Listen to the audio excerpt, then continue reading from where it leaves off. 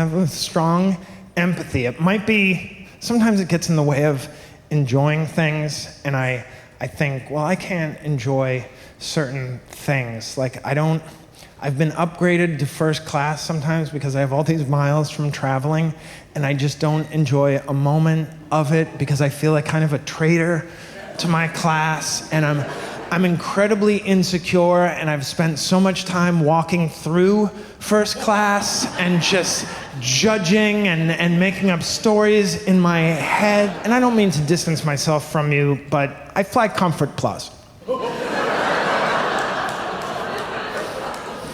It's a trade-off. For an extra $135 usually, I can get the leg room that prevents me from having my legs amputated because of blood clots. I cannot sit in the coach class. It just doesn't work for me. So I'm going to my Comfort Plus seat.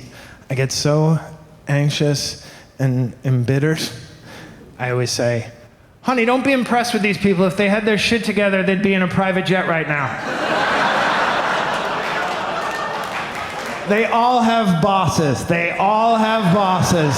Don't be dazzled by their Tommy Bahama polo shirts. These are not people to be impressed with. The sad part is I'm almost always traveling alone when I do that. I can't, because of the empathy. I'm always boycotting things because I feel bad for enjoying things because of what they represent. I won't drive a Mercedes-Benz. Even if I could afford one, I would not drive a Mercedes-Benz. Just so we're all on the same page, Mercedes-Benz was not neutral during the Holocaust. They chose a side. And I'm not going to, if you're a Jew and you drive a Mercedes-Benz, please just tell me you won it in a raffle. I cannot abide Jews driving Mercedes-Benzes. I'm always boycotting things. I used to watch the NFL every Sunday for between 4 and 14 hours. And then they banned Colin Kaepernick from making a very reasonable protest by taking a knee. And I said, well, I'm done with that group. And the thing that's aggravating is my boycotts never work. They're having another Super Bowl. It's already been given a date. I became vegan after seeing this documentary called Food Inc. I saw how they were treating the chickens, and I said, well, that's the end of that. And I loved those foods, but then I said, I can't be a part of that. Then I saw a picture of a sea turtle in National Geographic, and it had a plastic straw stuck in its cute little nostril. And they had to use pliers to take it out, and I thought, oh, that could have been my plastic straw right? It could have been any of our plastic straws. And I made a vow that day. I say, from here on out, it will not be one of my plastic straws. And people, when I told them I'm off plastic straws, they said, well, what do you do about smoothies? And I said, well, I put a moratorium on smoothies until I could figure it out. And what I figured out was that this stainless steel straw is the answer. It's a really good suck. By the way, I have no dog in the sea turtle fight. None of my ancestors are sea turtles.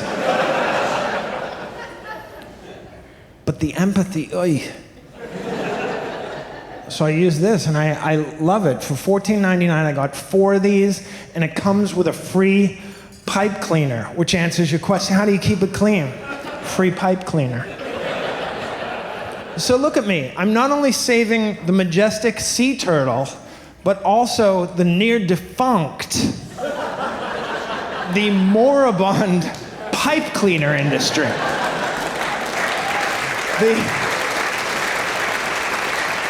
The pipe cleaner industry was on its last legs. And here's what's so precious about the pipe cleaner industry's last legs. It's made out of a pipe cleaner. It's made out of a pipe cleaner, and what they did was they took the points and they folded it up so it looks like feet. Empathy. The thing with empathy is that certain things, they hit you so hard you feel it, and it can limit you. Like, because of my empathy, I can't watch close-up magic anymore. Which sounds like a non sequitur, but it's a sequitur. Okay, I have been a fan of magic as long as I've been coherent. And I used to be a magician when I was a kid. Like a lot of kids, I had tricks and I had a magic set and I would make tricks from books and things like that, and I would practice all the time. And then one Passover on, I think, night 2 at a Seder, I asked my dad if I could put on a little magic show. Of course I would do my job, I would ask the 4 questions. But then after the Seder, after Dayenu say, Gulman got really Jewy.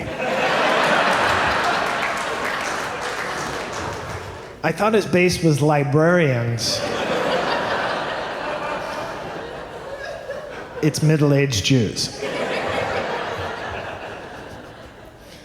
I asked my father if I could do a magic show, and he said, I don't know, son, it might be a sacrilege to do magic on Passover. And my argument was, I said, Dad, what was Moses' splitting of the Red Sea but the greatest ta-da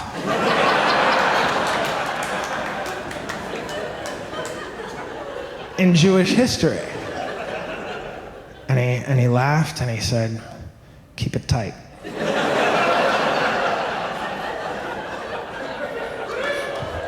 Okay, so I was doing the magic tricks and my brothers were sitting there and just calling out every single trick. What's in your other hand? Roll up your sleeve. What did you just drop? And I was 7. You're picturing them being 10 or 11, which is obnoxious but forgivable. They were 20 and 23.